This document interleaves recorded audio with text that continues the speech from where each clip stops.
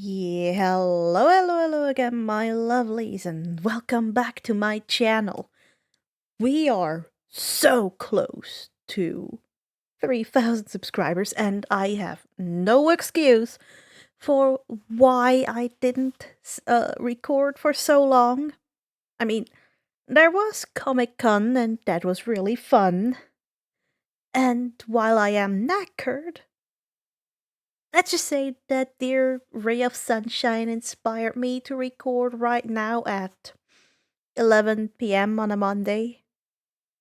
So, without further ado, how about we go into the next chapter of Avatar: The Legends of Percy, Trial by Fire, written by WardofWinter. Chapter 33. I settle my tab.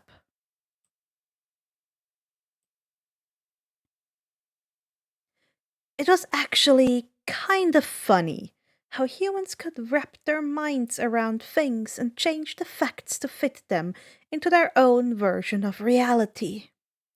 According to the LA News, the explosion at the Santa Monica beach had been caused when a crazy kidnapper, aka August, fired a shotgun at a police car. He accidentally hit a gas main that had ruptured during the earthquake. This crazy kidnapper, aka August, was the same man who had abducted me and two other adolescents, aka Annabeth and Grover, in New York and brought us across the country on a 10-day odyssey of terror. Oh, poor us! Poor little Perseus Jackson wasn't an international criminal after all. Shocking, don't you agree? He'd caused a commotion on that Greyhound bus in New Jersey trying to get away from his captor. The crazy kidnapper, Ares, just go back and ask the witnesses. Their fear made them forget the leather-clad man that was on the bus. Why didn't I remember him before? They said. This crazy man, aka Ares, had caused the explosion in the St. Louis Arch, though the police were still scratching their heads over the moose and freak gardening accident. After all, no kid could have done that. A concerned waitress in Denver had seen the man threatening his abductees, us, outside her diner and got her friend to take a photo notifying the police. What a nice lady. Finally, brave Perseus Jackson, I've gotta say I like this kid, stood up to his captor in Los Angeles and battled him, bare-hand, to shotgun on the beach. Police had arrived just in time, but in the spectacular explosion 5 police cars had been destroyed and the captor had fled. No fatalities had occurred. Perseus Jackson and his 2 friends were safely in police custody. The reporters fed us this whole story, very helpful of them. We just nodded along and acted tearful and exhausted, which wasn't hard, and played victimized kids for the cameras. When I was put in front of the camera, I put on the saddest, most miserable, and most relieved face I could. All I want, I said, choking back my tears, or my laughter, is to see my loving stepfather again. Every time I saw it on TV, calling me a delinquent punk, I knew somehow we would all be okay, and I just know he'll want to reward each and every person on this beautiful city of Los Angeles with a free major appliance from his store. I smiled brightly at the camera. Here's the phone number. The police and reporters were so moved that they passed around the hat and raised money for 3 tickets on the next plane to New York. So very kind of them, really touching that they do something so generous. I hid a grin. I knew that there was no choice but to fly. I hoped Zeus would cut me some slack considering the circumstances, but it was still very hard to force myself on board of the flight. I was just glad that the police also bought me a pair of shoes before the flight. It would have been awkward without them. Takeoff was a nightmare, and every spot of turbulence was scarier than a Greek terror. Annabeth tried to distract me. I gave her back her prayer bracelet and Grover his panpipes. They asked me about my knife. I told them how it worked. She helped me practice different styles with the veil. I decided it was growing on me. And Grover tried to get me to talk about undersea culture. The turbulence got really bad then, so we changed the subject. And Annabeth got me to do some word puzzles with her. She was really good at them. Once we needled Grover into reading them out loud to us. I didn't relax until we touched down safely at La Garda, though.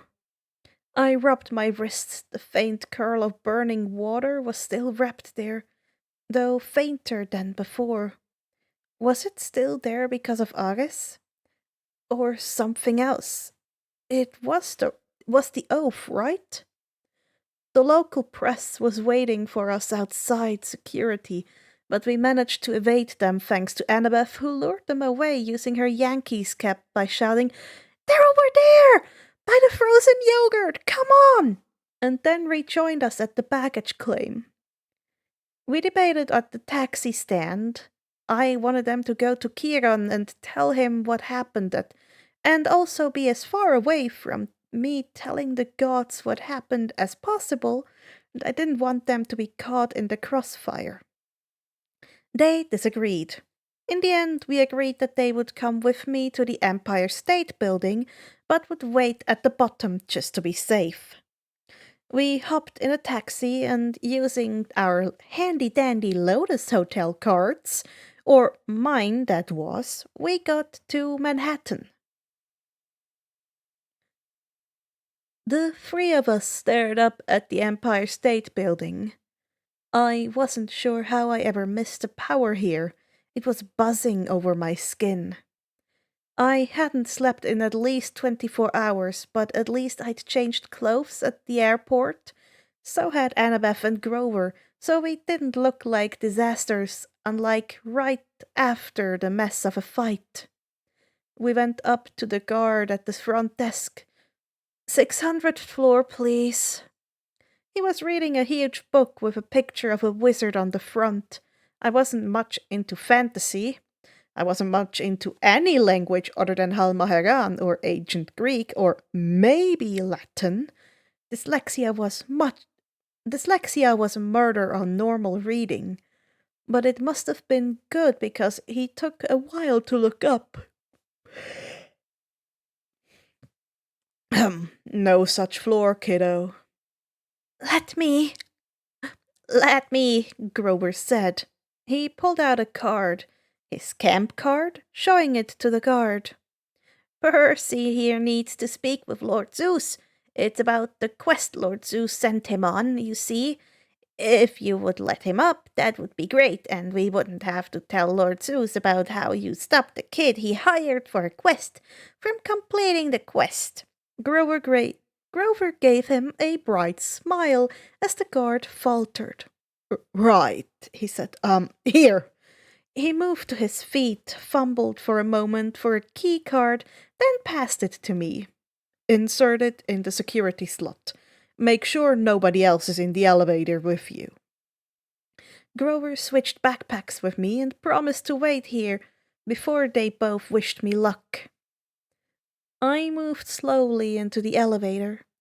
I double-checked it was an empty one, and as soon as the doors closed, I slipped the key into the slot. The card vanished into it, and a new button appeared on the console, a red one that said 600. I wondered if there were any floors between the top of the building and the bottom of Mount Olympus. I pressed it and waited, and waited, and waited. Chris Brown played, "Too much light in this window, don't wake me up." And finally, the doors slid open. I stepped out and gaped. It was very different. I was standing on a narrow stone walkway in the middle of the air. Below me, below me was Manhattan, my city, but from the height of an airplane in front of me. And in front of me, white marble steps wound up the spine of a cloud into the sky. I let my eyes follow the stairway to the top and had to take a moment to understand it. The undersea palaces are built into the sea, around what's there, building with nature that is already there and makes logical sense to be there. Olympus? Well, a decapitated peak of a mountain just stood there, rising out of the top of the clouds, its summit covered with snow. The mountain was covered with a spiraling, intricate city, dozens of multi-leveled palaces decorating it. All had white columned porticos, gilded terraces, and bronze braziers glowing with 1,000 fires. Roads twisted almost randomly up to the peak where the largest palace gleamed against the snow. I could see gardens scattered all over the mountain, blooming with all kinds of trees and bushes. There was an open-air market filled with colorful tents, a stone amphitheater built on one side of the mountain. There was a hippodrome and a villa on the other. It was an ancient Greek city, except not in ruins and, well, godly. It was new, clean, and colorful, the way Athens must have looked 2,500 years ago. I moved up the mountain slowly, looking around in awe. It's so different from the undersea. I passed through the markets. So sue me, I took a winding path. It's not like I know the direct path to the top palace. Seeing all kinds of fascinating wares. There were specially flavored ambrosia, ambrosia smoothies, nectar ice cream, candied ambrosia. Was that redundant? Spiced nectar, pumpkin spice ambrosia, ambrosia danishes, nectar and ambrosia cheesecakes, and so much more. I saw enchanted carpets to be eternally clean, blackout curtains that not even Apollo himself could get through. Those seemed cool. Eternally light money bags, magic cloaks that could keep you warm even in the presence of Quijone, a stone that would let you read minds, updating scrolls on almost every subject ranging from laws to recipe books.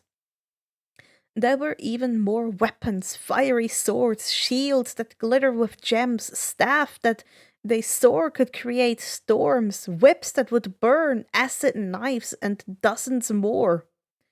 My head was spinning just walking through the market. Everything was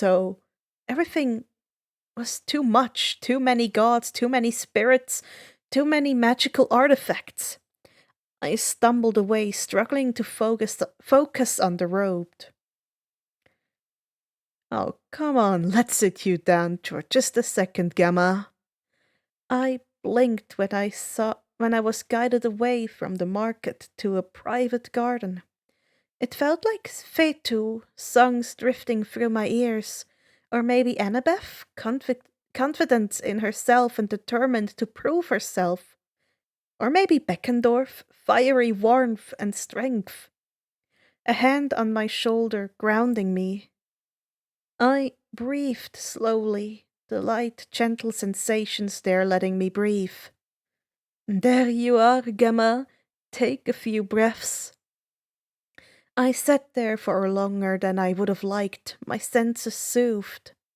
I blinked, finally, looking up at the one who helped me, and I flushed. He was lean. Light but clear muscles made up his form with gleaming black eyes that you could get lost in. His wings and hair were as white as freshly falling snow, contrasting clearly with his dark skin. I I could see a lot of his skin. My face flushed as I realized he was wearing a chlamys like Hades, except Hades was wearing it modestly. This god was not. I made my eyes focus on his face, except it had shifted. For a moment he looked like Fetu, long hair a bright yellow gold, eyes a matching shimmery pink. But then he looked like Beckendorf, short hair tightly curled almost to his scalp, and his black eyes soft.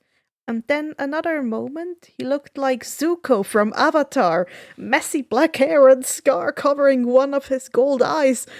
I blinked, and I was looking at another face, a boy from 2 years ago in school who had been really nice to me.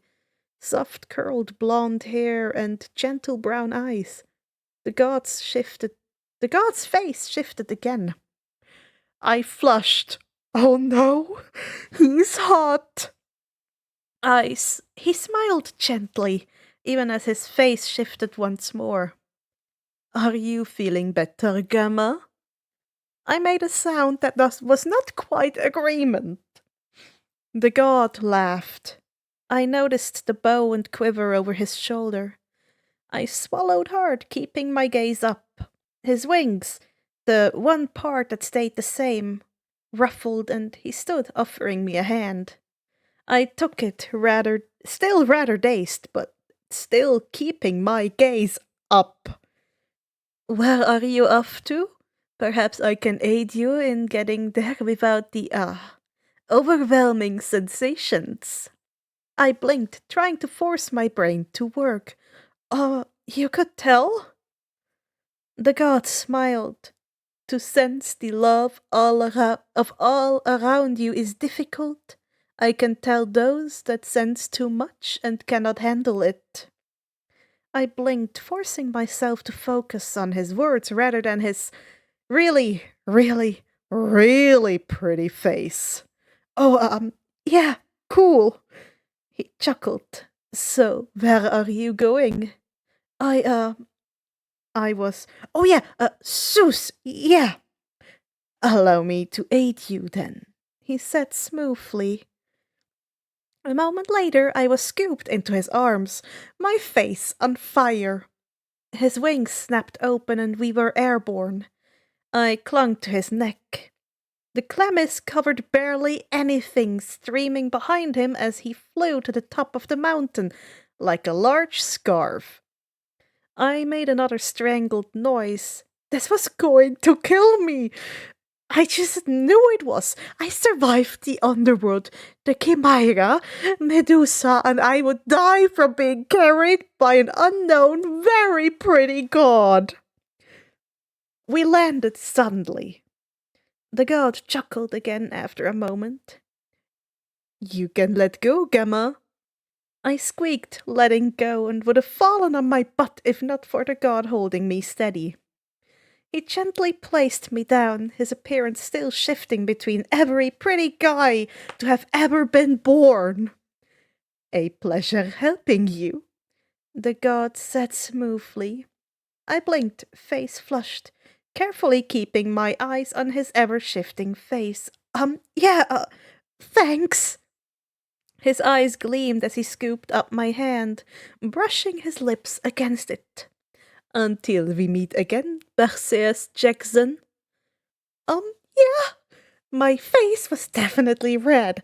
I wasn't surprised. It was on fire with how hot it felt. I don't know who you are. The god laughed, expression bright and beautiful, and oh, would Pontus have mercy on me? I am Eros, god of love. He winked, then his wings spread, snapping down once more, and he vanished into the sky. One of his feathers drifted down to land on my hand, still frozen where he'd held it. I stood still, staring after him for a long moment. That was Eros. I met the god of love and made a complete fool of myself. I just go drown myself. Thanks. The door behind me opened, forcing me to focus again. Oh yeah, meeting Zeus, stopping a war, that stuff. The war would be kinder than what just happened. I shook my head, focusing as I faced the palace. Interestingly enough, it was an inverted version of the palace in the underworld. There, there everything had been black and bronze. Here everything glittered white and silver. I shoved the feather into my pocket. Gently. Hades' must have built his palace to resemble this one. He wasn't welcome in Olympus except on the winter solstice, and thus built his own underground. I felt a pang of pity. They just abandoned him. And why? It was unfair. He never did anything to deserve it. I shook my head, though, and stepped forward. Steps led up to a central courtyard past that. I could see the throne room. The courtyard was lovely with many trees and bushes, and yet somehow it couldn't compare to the ones in the underworld courtyard. I moved past it, impressed but not nearly as much as I was in the underworld. Stepping into the throne room was something. Hades' had been grand, but only enough for what he needed. This one was massive. It made even Okeanos' grand room seem small. Massive columns, bigger than the tallest trees, rose to a domed ceiling which was gilded with moving constellations. There were 12 thrones built for beings taller than houses, that arranged in an inverted U just like the cabins at Camp Half-Blood. An enormous fire crackled in the central hearth pit, and I could see Hestia there as well, just like she was at camp. Only 2 thrones had occupants, the head throne on the right and the one to its immediate left. I didn't have to guess who those gods were. I came forward, steeling myself. The gods were in giant human form, but that wasn't the hard thing. Hades' powers had been all over his realm, but these two, their presence only really hit me now. Scorching lightning that I had mostly grown used to with the Master Bolt so close grew stronger. Rubbing salt and sea breeze clashed with it, making me hide a grimace. I really didn't like this. Looking at the gods, I could see that they at least wore chitons, thank Pontus. Zeus wore a deep blue chiton with blue threading. He sat on a simple throne of solid platinum. He had a well-trimmed beard, marbled grey and black like a stormy cloud. His face was proud and handsome and grim, his eyes an electric stormy blue. The god sitting next to him was strikingly similar to Kronos Tito. The same sharp features, the same hair and nose and mouth, even eye shape. His skin tone was the same deep tan that Kronos Tito's had had. The only real difference were his eyes and his clothes. His eyes were a sea green, like mine usually were. He wore a deep green chiton with gold threading, unlike the gold and white that Kronos Tito had worn in my dream. His eyes were surrounded by sun crinkles that showed he smiled quite a bit as well. His throne was a deep-sea fisherman's chair, but a bit fancier, more elegant and clearly royal. It was made of platinum as well, but abyssal platinum. I could feel the difference. The leather was clearly made of some great sea beast, and the holster for a fishing pole held a bronze trident flickering with green light around the tips. Neither god moved nor spoke, but there was a clear tension in the air. It was as if they'd just finished an argument. It did help me push past the lingering embarrassment and focus, so at least there was that. I approached the fisherman's throne and held my head high, twisting my hand into the proper motion of respect. Poseidon ore, I said. To my left Zeus spoke.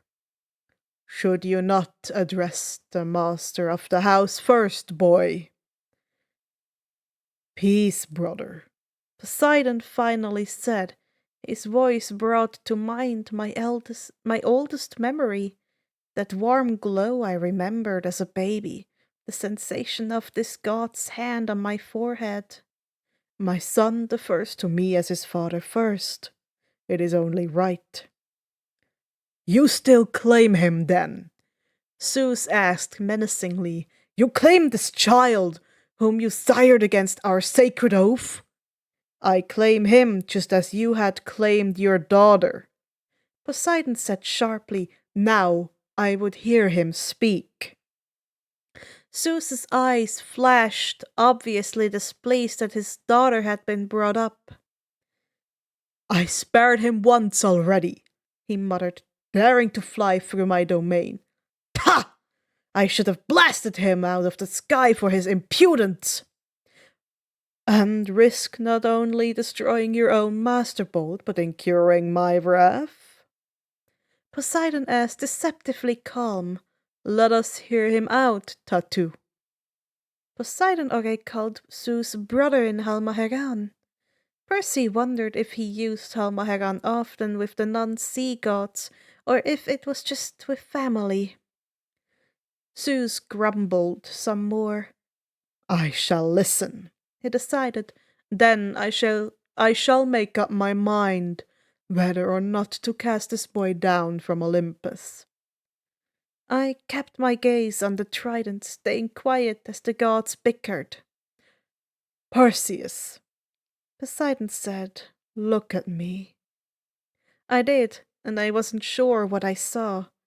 There was none of the approval or love that Triton's face held when I spoke with him. None of the care and kindness that Thetis Ran's face held when I saw her. None of the pride and amusement that Okeanos Ari's face held when he sat with me.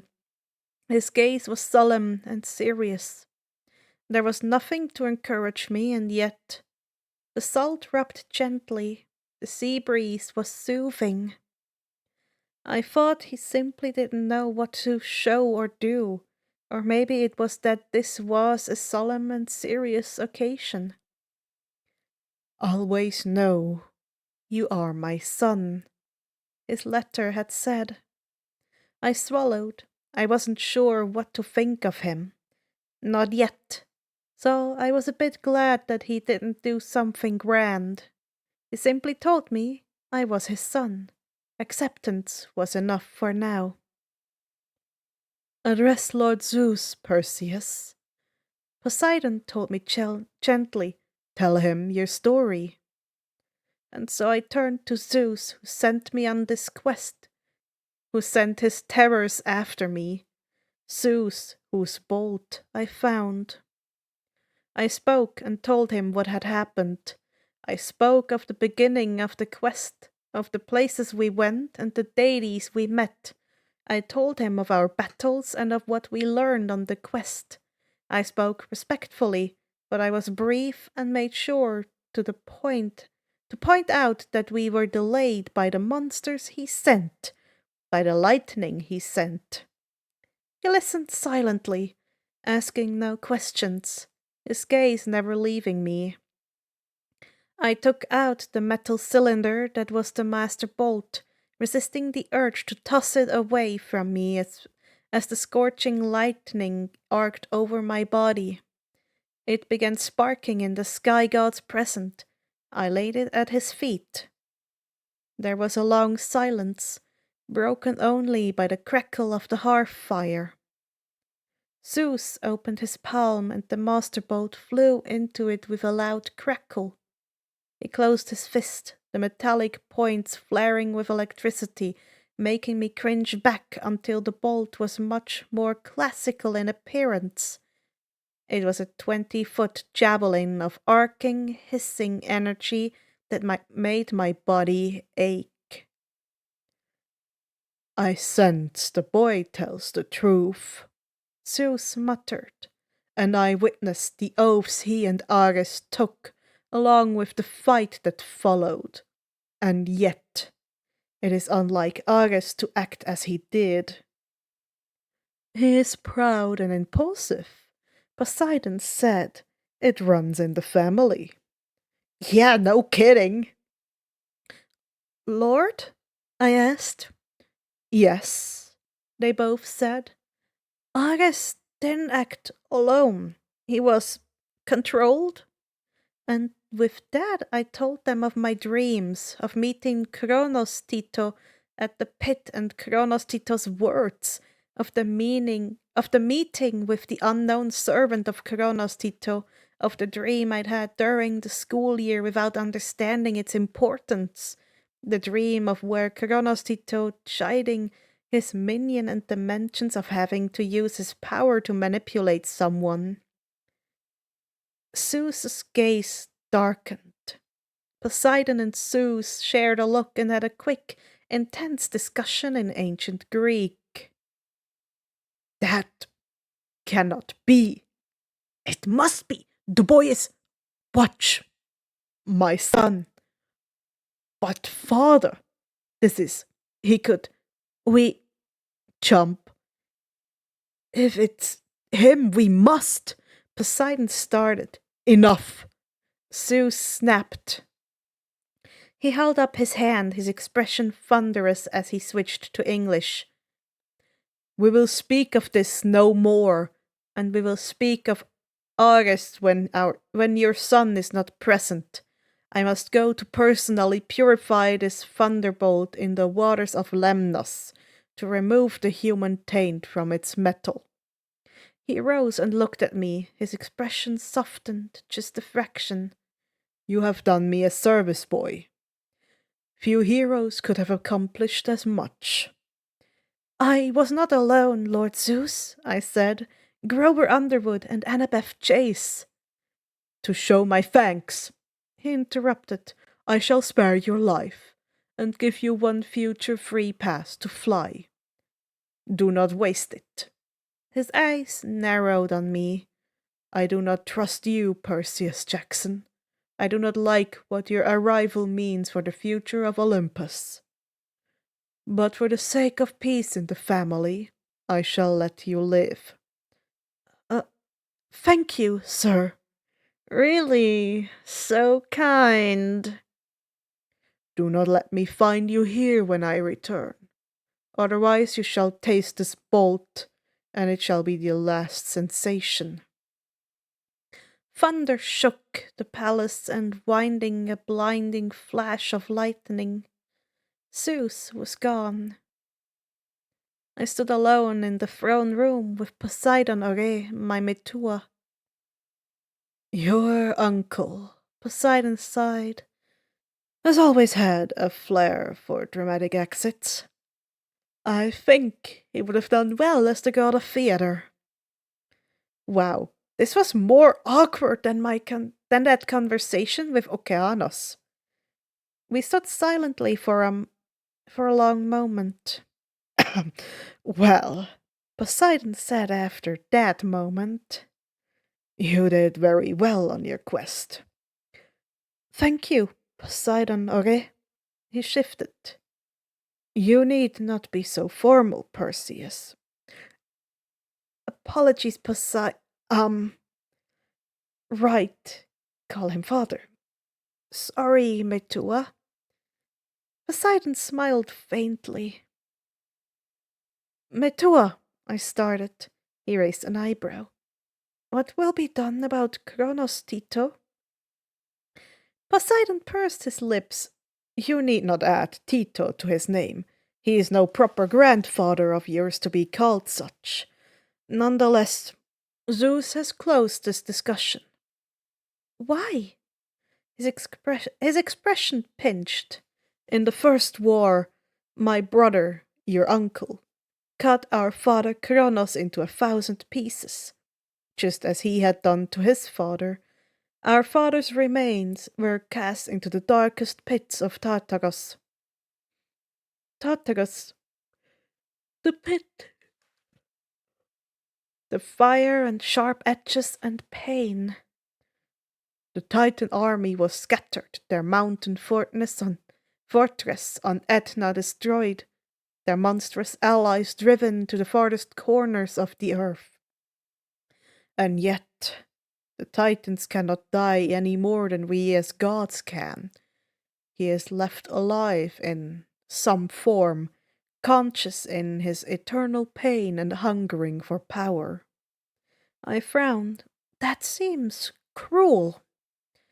Poseidon shrugged. He was cruel. It is not pleasant, but it is what it is. He has been dealt with. He is no longer a threat. He's trying to rise, I murmured, thinking of the dreams. He's gaining power and healing. Poseidon shook his head. He cannot. Have faith in us, Perseus. Our father will not rise. You have nothing to fear. And yet, I wasn't really afraid. He wasn't cruel in the dreams. He didn't seem like some great evil like Poseidon said. What I didn't get is why they would leave him to such suffering, cut to pieces in that place. Was he truly so mad then to deserve that? Pain and sharp edges and burning fires? It was not pleasant to be near. I imagined it was all the more unpleasant to be in.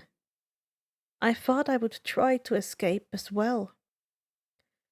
Poseidon sighed in the end. In the end, it matters little right now. Whether he is attempting to rise, which he is not, or otherwise. Zeus has closed discussion of it, and here at last discussion of Kronos is disallowed. I pursed my lips but nodded. He smiled faintly. It is not easy to obey one who would not hear you out, is it? I nodded again. He leaned forward to study me. I am sorry you have to come into this world like this, Perseus. It is not the time that I would have liked one of my children being brought up. I dipped my head, ignoring the faint pang. But I am glad. I blinked, looking up at him. He was looking down at me, his gaze soft. You were brought up well by Triton. You have done well and fought well. I am pleased, though saddened I had little hand in it. I licked my lips. I am glad to have met Triton. He's very kind and taught me well. I am sure, for all that he avoids his tutors.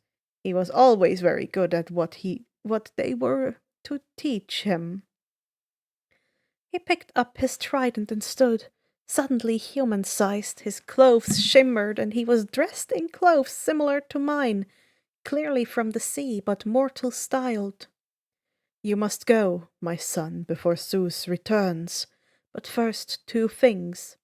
You should know that your mother has returned, along with a package from Hades. I jolted. My mother? Did Hades? You will find her at home. Hades sent her when you recovered his helm. The lord of the underworld pays his debts. I let out a slow breath, keeping my composure by sheer force of will, though I wanted to cry in relief. I hadn't been sure how I would get all the way back to the underworld to fulfill my promise to my mother and speak to Hades' son once more, but she's safe. Thank goodness. I almost wanted to ask Poseidon to come with to see my mom at least once more, but I couldn't. I couldn't ask him any more than I would have asked Okeanos Ari. He was king. He had his duties and could not come, and if he'd truly wanted to, he would have before. Plus, I didn't want to deal with smelly Gabe as well with him. I nodded. Thank you for telling me, Mitua. There is one more thing, he said, before you go. I tilted my head in confusion. I I can hardly allow you to leave without an award for your quest now, can I? He was smiling faintly. I blinked in surprise. An award?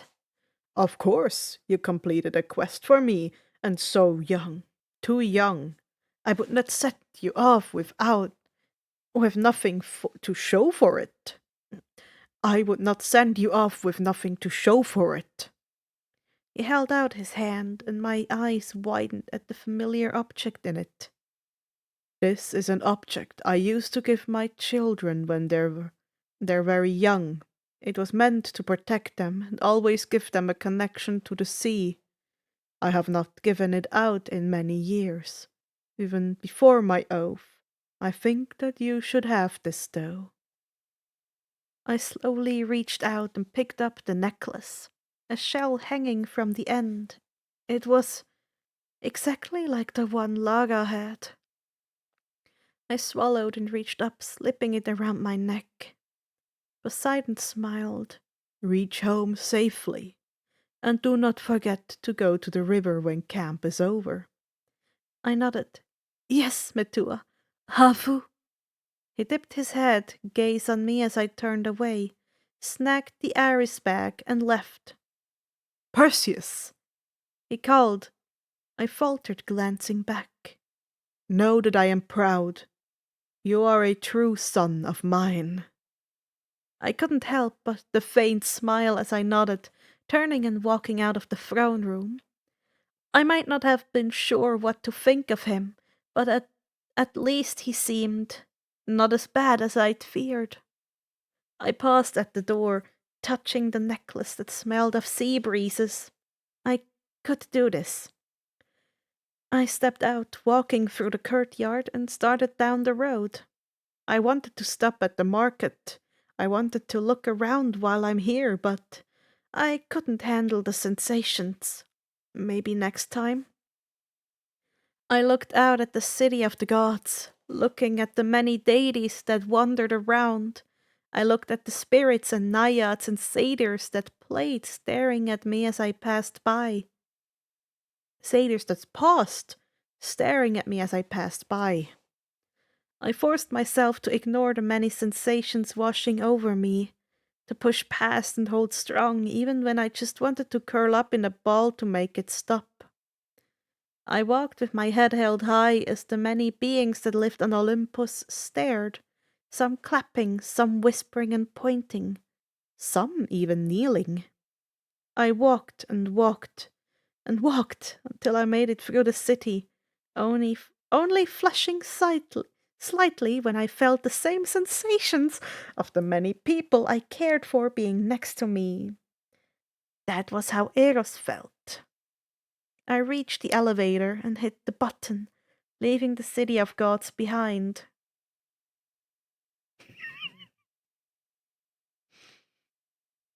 Poseidon's point of view. I groaned, slumping back into my throne once my son had left. Oh, Pontus, I hoped I didn't screw that up more. I watched him looking beyond the walls of the palace to see him walk through the city, his head held high but his gaze flickering around. My eyes narrowed when Eros fluttered near him, a sly smile on the deity's face. Eros was not one many were foolish enough to interfere with, but Eros should also know better than to interfere with mine and to keep his hands off of Perseus. I sighed as Perseus reached the elevator. Perhaps I didn't handle. Perhaps I didn't handle keeping him safe as a child properly. This was the first time I'd had to fully hide one of my children. Never before in history had I had to hide my children from the other gods like this. For all Amphitrite and Oceanus insisted that the sea would not have betrayed him. It seemed better to be sure they couldn't betray him. If they didn't know about him, they couldn't give him up.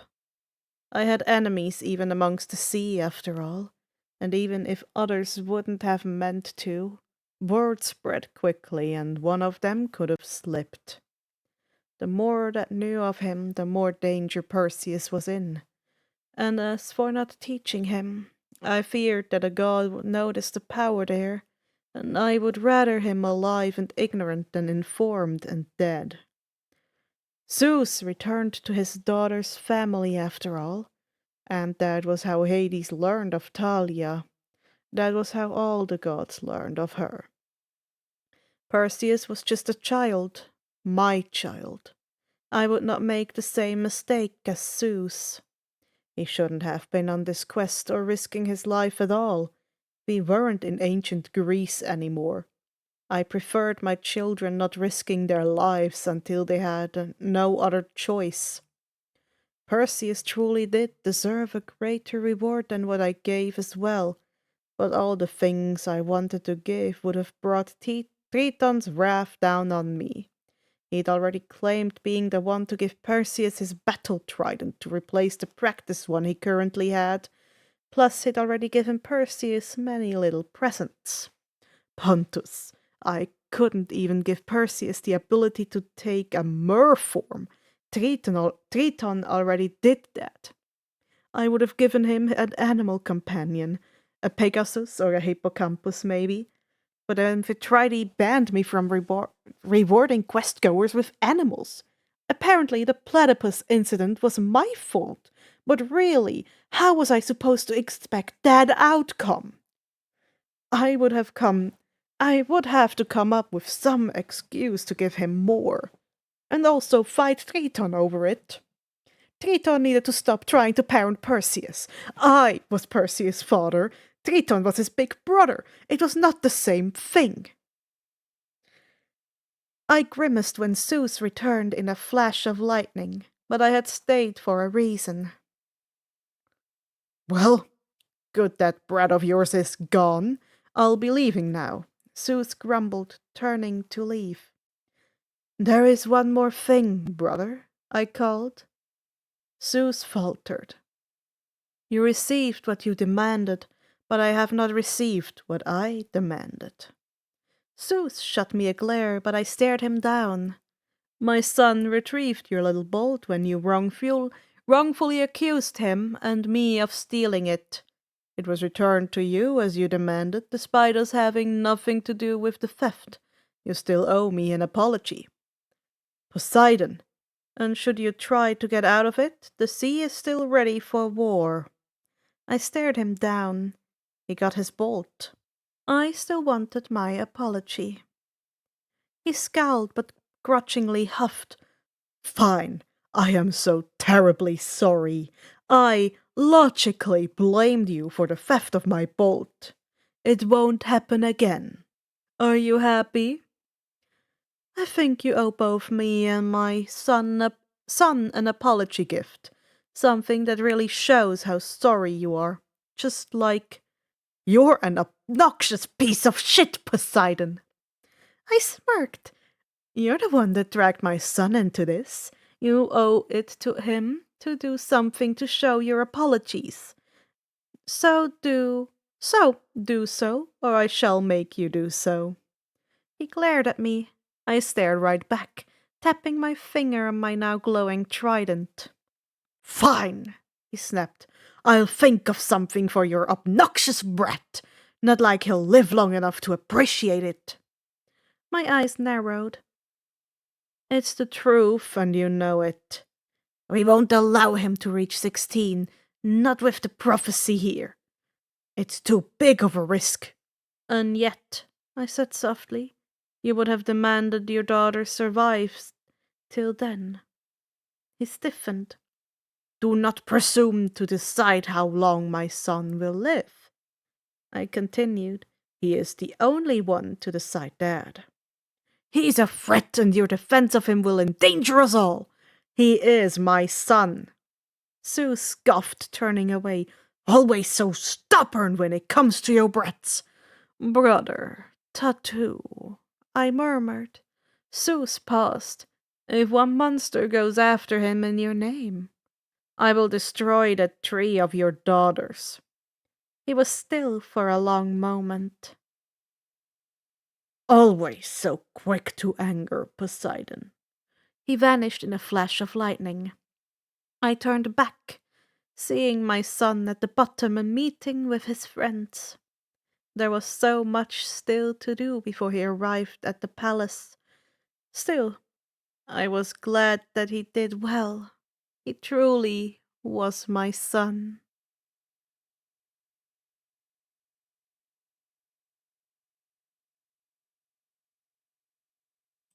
Who? We? And that's the wrong picture.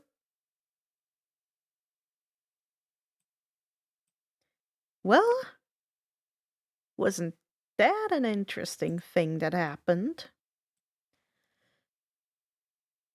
Before we stop, let's just go to the Halmahegan and other Greek terminology translation. For Halmahegan, we only have tatu, meaning brother, metua for father, and havu, meaning thank you.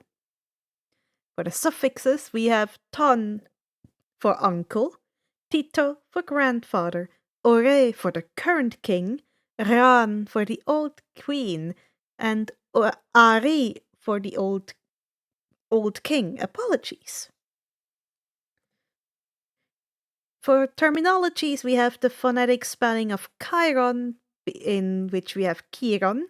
We have the amphitheater, which is a semicircle built theater with a tiered seating, rising on one side of the performance area. A hippodrome is an ancient Greek stadium for horse racing and chariot racing. Interesting. Then gamma is French for the word kid, or as someone who speaks fluent French, gamma is a more kind version of saying kid or brat. A chlamys is oh. The description here is chlamys is to look up a picture and blush at imagining a very pretty guy, a very, very, very pretty guy, wearing it in the least modest way possible. The chimera is the phonetic spelling of the chimera, and Lemnos is an island in the Aegean Sea and the island of Hephaestus. And that is all. Please go check out WardofWinter's Tumblr as well as their Discord server. Links will be down in the description. Additionally, with the 3,000 subscriber special coming up, please tell me if you wish anything else.